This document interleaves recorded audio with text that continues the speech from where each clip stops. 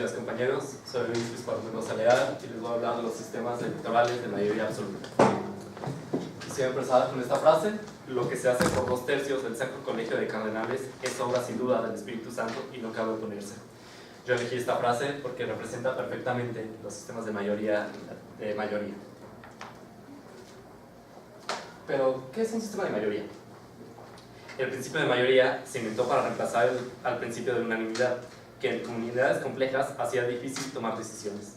Se supone que todos deben aceptar las decisiones de la mayoría como si fueran compartidas por todos. Pero, ¿qué es un sistema de mayoría absoluta? Joseph Colomer define los sistemas de mayoría absoluta donde el candidato a un puesto de elección popular obtiene más de la mitad de los votos.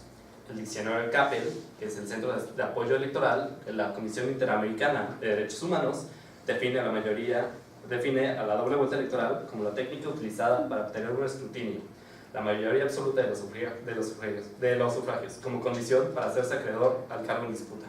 En caso de que ninguno de los contendientes alcance dicho porcentaje, deberá celebrarse una segunda votación entre los dos candidatos que obtengan el mayor número de votos. Pero estos sistemas tienen unas características especiales.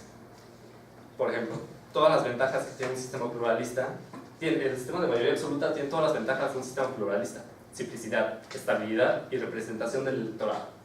Un sistema mayoritario es relativamente fácil para los electores. Este tiende a producir gobiernos fuertes y estables, y cada territorio electoral es representado por un único legislador. Un beneficio adicional del sistema mayoritario es que cada representante tiene un respaldo de la mayoría de sus electores.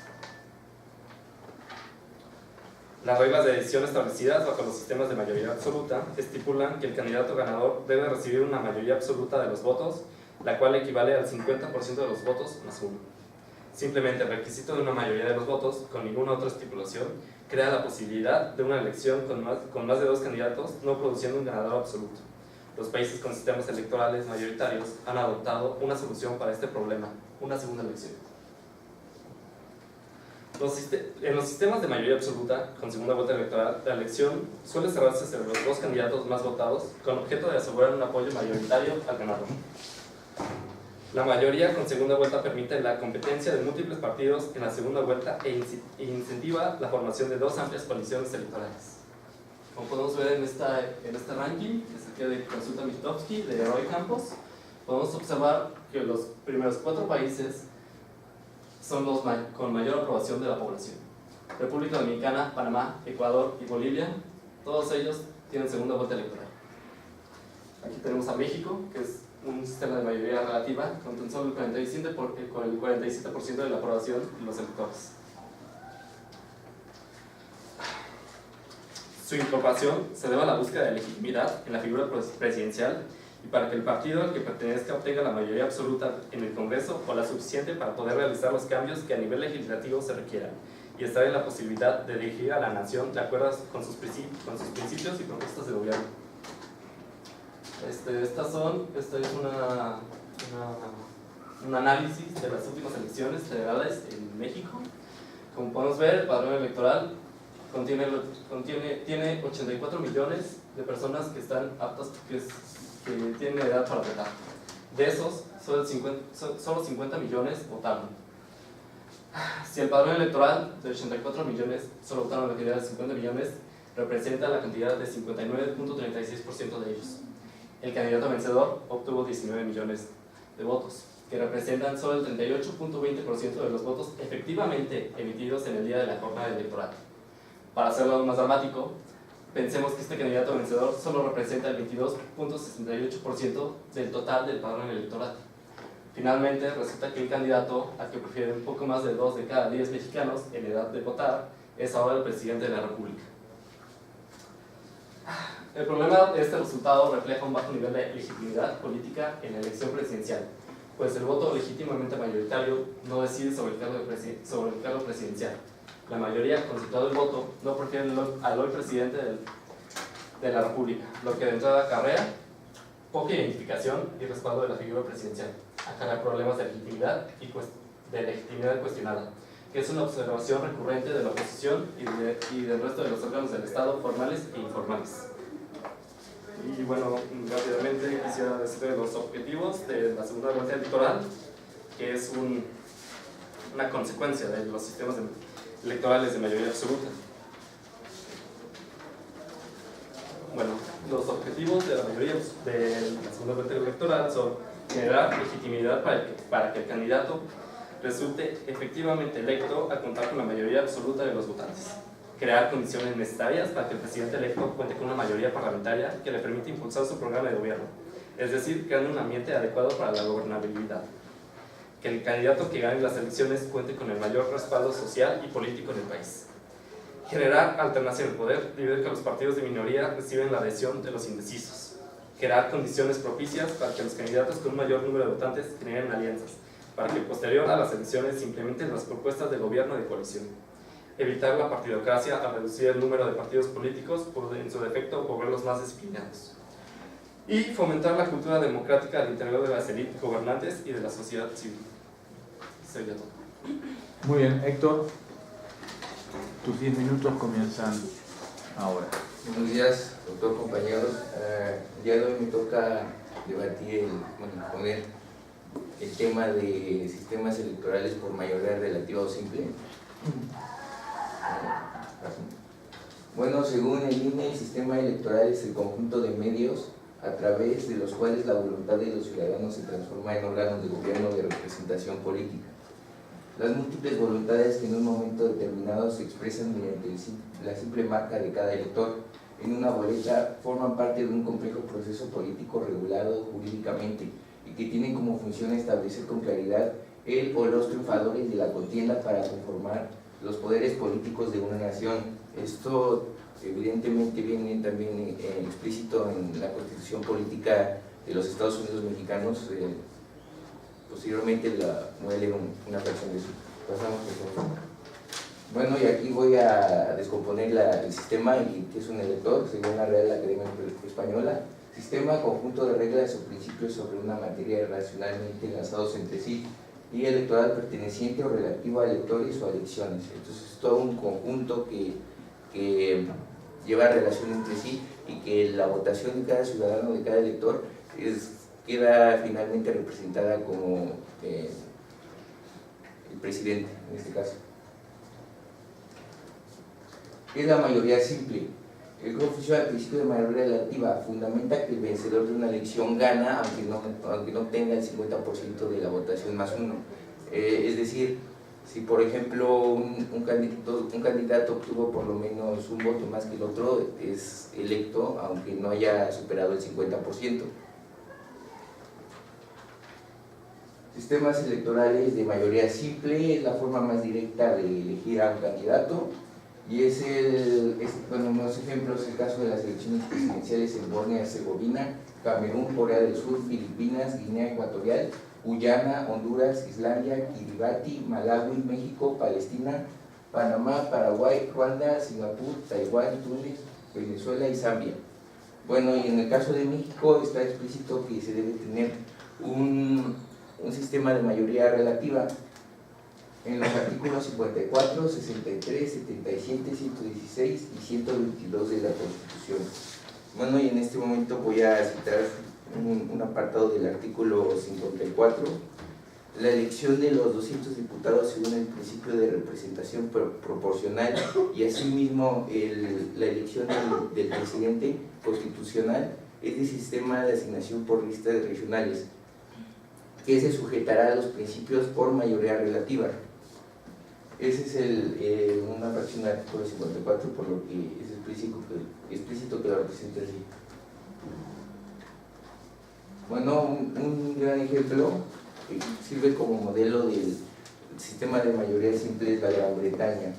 Su Cámara de los Comunes está compuesta por 651 representantes electos en centros de distritos uninominales.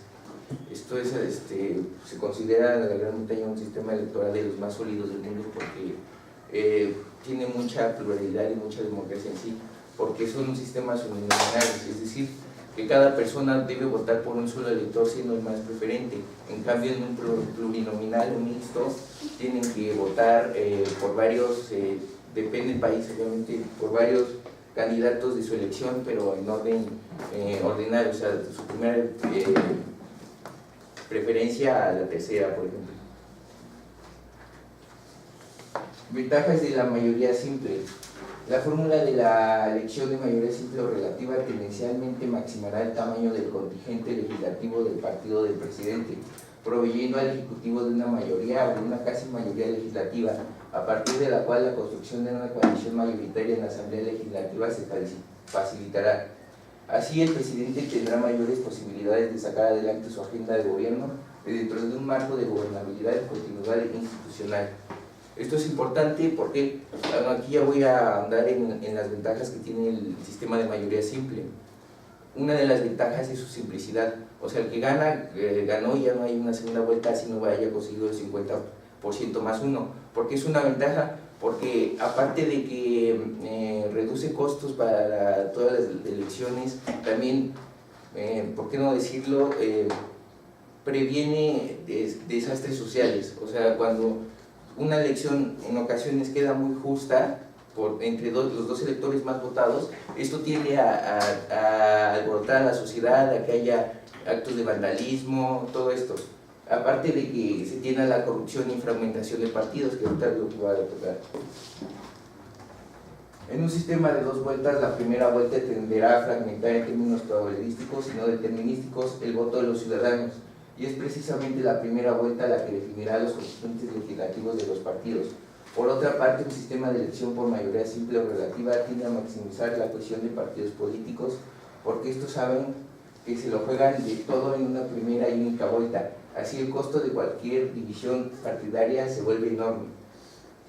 Bueno, lo que comentaba, como cuando es por mayoría simple, únicamente saben que tienen una chance de ganar. Entonces, ahí es donde se invierte lo más que pudieron, todos los recursos empleados se emplean en ya no tiende a haber incluso a veces corrupción por parte de los partidos de aliarse para que saquen algún tipo de beneficio en el sistema legislativo. Bueno, dos comparistas, John Kerry y Mark Jones, estudiaron las reglas electorales sobre los sistemas democráticos, analizaron los efectos de la segunda vuelta en sistemas presidenciales en dos aspectos básicos: el impacto de tal fórmula sobre el sistema de partidos y su fragmentación, y los efectos de la fragmentación del sistema de partidos sobre la gobernabilidad del sistema presidencial democrático, esto es, sobre los efectos que puede tener minimizar el contingente legislativo del presidente cuando éste ha ganado la elección con una mayoría absoluta manufacturada por las reglas de competencia. John Kerry, en su ensayo Institutional Design and Party System, Agreed and Individual Level Effects, y Mark Jones argumentan que el sistema de segunda vuelta tiende a minimizar el contingente legislativo del presidente.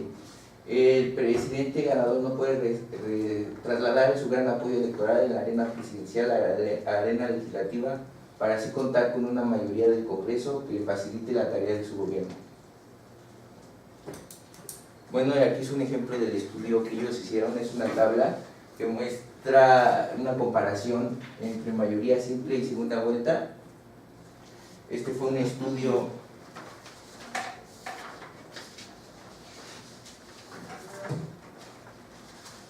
que se realizó en 13 países, incluyendo Argentina, Perú y Honduras, por ejemplo, donde se ve claramente NP representa el número de candidatos presidenciales y NS representa el número de partidos legislativos. Como pueden ver, en mayoría simple sería un 2.8 con 2.9 y en segunda vuelta 3.9 y contra un 4.6. Ahorita esto, bueno, en segunda vuelta hay más, pero ¿por qué esto es malo para el gobierno? ¿Por qué la segunda vuelta es hasta cierto punto contraproducente? Lo vamos a ver en la siguiente tabla. Porque como ven, aquí fue una de las elecciones de Ecuador, como ejemplo en 1984, Guatemala 90-91, Perú en los 90. Ecuador, el partido político Izquierda Democrática había ganado en la primera vuelta con un 28.73 de los votos, mientras que en la segunda vuelta fue el 48.6 y su oposición, el PSC, Partido Social Cristiano, obtuvo en la primera vuelta 27.20. Esto ya lo resultaba perdedor. Sin embargo, en la segunda vuelta resultó ganador. ¿Y qué pasa con los otros partidos? Sí, es cierto, tienen poca representación, pero lo que hacen es que ya no están cuidando el interés de los ciudadanos, sino el de ellos mismos, y quieren una representación en la parte legislativa, pero esto no es ayudar al presidente y no cumple adecuadamente sus funciones. En Guatemala igual, el Partido Unión de Cambio Nacional, UCN, ganó también las elecciones, 25.75 contra 24.17, demás, tuvo un margen muy pequeño. Sin embargo, como se puede ver en la segunda vuelta electoral, solamente obtuvo 31.92 contra ya el segundo que había resultado perdedor en la primera con un 68,08 de porcentaje. Y en Perú, el FREDEMO, que es una coalición del Partido del Movimiento de Libertad, de Acción Popular y Partido Cristiano, también ganó con 32.62, y en la segunda vuelta ya fue una diferencia bastante grande, 37.50 contra 62.50. Gracias. Muy bien, Pablo, tus 5 minutos comienzan ahora. Bueno, quisiera empezar primero con una crítica a los sistemas de mayoría simple. Primero que nada, priva a los partidos minoritarios de una representación justa. Y un ejemplo de eso son las elecciones federales de Canadá en 1993, donde el Partido Progresista Conservador obtuvo el 16% de la votación, pero solo obtuvo el 7% de los escaños en el Congreso. Y en las elecciones generales de 1998 en Lesoto, el Partido Nacional obtuvo el 24% de la votación, pero solo el 1% de los escaños. Y este es un patrón que se repite una y otra vez en los sistemas de mayoría simple. Como que nada, los sistemas de mayoría simple suelen excluir a las mujeres de la legislatura, y esto es debido al síndrome del candidato más ampliamente aceptado, donde afecta las posibilidades de las mujeres a ser elegidas para cargos legislativos, debido a que con frecuencia son menos susceptibles a ser seleccionadas como candidatas por estructuras de partidos dominadas por hombres. Y esto es por la evidencia disponible, que sugiere que es menos probable que la elección de mujeres a la legislatura bajo los sistemas de pluralidad o de mayoría simple que en los sistemas de doble vuelta. Y es un ejemplo de eso, podemos poner las elecciones en Chile, cuando Michelle Bachelet se lanzó. No tenía una gran aceptación, sin embargo en la segunda vuelta fue elegida presidenta de Chile. Y bueno, quisiera mencionar las ventajas de un sistema de doble vuelta. Primero que nada, genera estabilidad política y económica, ya que el candidato electo cuenta con el respaldo de la mitad más uno o más del electorado, que también se ve reflejada en relación con los otros poderes. Otorga mayor respaldo tanto del legislativo como del electorado. Construye mayorías gobernantes al hacer que los partidos políticos se pongan de acuerdo, negocien y se conduzcan bajo principios que beneficien a las mayorías. Y finalmente, en la primera vuelta permite que se eliminen a los candidatos más débiles o minoritarios. Y finalmente voy a concluir diciendo esto, que el sistema de doble vuelta permite que el electorado reaccione frente a los cambios que ocurren en el escenario político entre la primera y la segunda ronda. Asimismo, mitigan los problemas de división de voto, una situación común en elecciones por mayoría relativa o simple, donde dos partidos similares dividen entre ellos el voto de su electorado, lo cual abre la posibilidad de que un candidato con menos popularidad gane el escaño. Sería todo. Muy bien, Héctor, tus 5 minutos comienzan ahora. La tabla del final, por favor.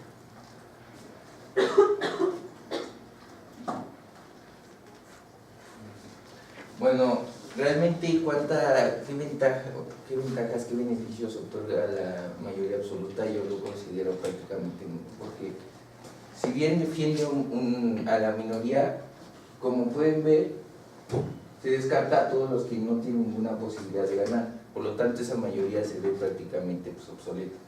Y si ven, en el primero y segundo lugar, en la primera vuelta están sumamente parejos, no hay gran diferencia, aproximadamente del 1 al 2% en Guatemala, Ecuador, ni siquiera llegan al 2%. Entonces, si ya empezamos a ver en la segunda vuelta, el otro ya es mucho más alto, y no necesariamente porque la gente lo haya preferido, sino porque los otros partidos, al ver que tienen intereses encontrados, que quieren ser representados a nivel legislativo, pues tienden a apoyar al que más le convenga. Entonces eso hace que haya una en lugar de una coalición para el bien de la sociedad, hay una coalición para el bien de intereses particulares, intereses partidarios y en particular, o sea, de las personas, de los representantes de los partidos. Y pues se ve claramente porque, por ejemplo, en el caso de Guatemala, del 25.75 al 24.17, pasa de un 31.92 a un 68.08, es bastante diferencia. Entonces no me digan que primero votaban por una persona y después por otra, no es porque ya se eliminaron. O sea, solamente eso no es no es una buena manera de llegar al poder. Igual decía un compañero que hay estabilidad y apoyo del legislativo y del electorado. Poder del legislativo, una consecuencia de la mayoría absoluta es justamente eso, que se corre el riesgo, un gran riesgo de que el presidente no sea apoyado por el legislativo, debido a que pues para el legislativo muchas veces en la mayoría de los países es por sistema plurinominal y no uninominal, a excepción de Francia, que es el modelo pues más amplio, o sea, el más poderoso, sirve como ejemplo para representar mayoría absoluta, pero todos sus candidatos son electos por mayoría uninominal a segunda vuelta, entonces en ese caso se aplicaría, pero en la mayoría de países, incluso en África y América Latina, no sucede esto, por lo que sí sucede, tiene una gran fragmentación, pérdida de capital para parte de los partidos y problemas sociales que puede ocasionar como secundarios. Y es por esto que la mayoría simple es el método más efectivo de representación. Gracias. Gracias.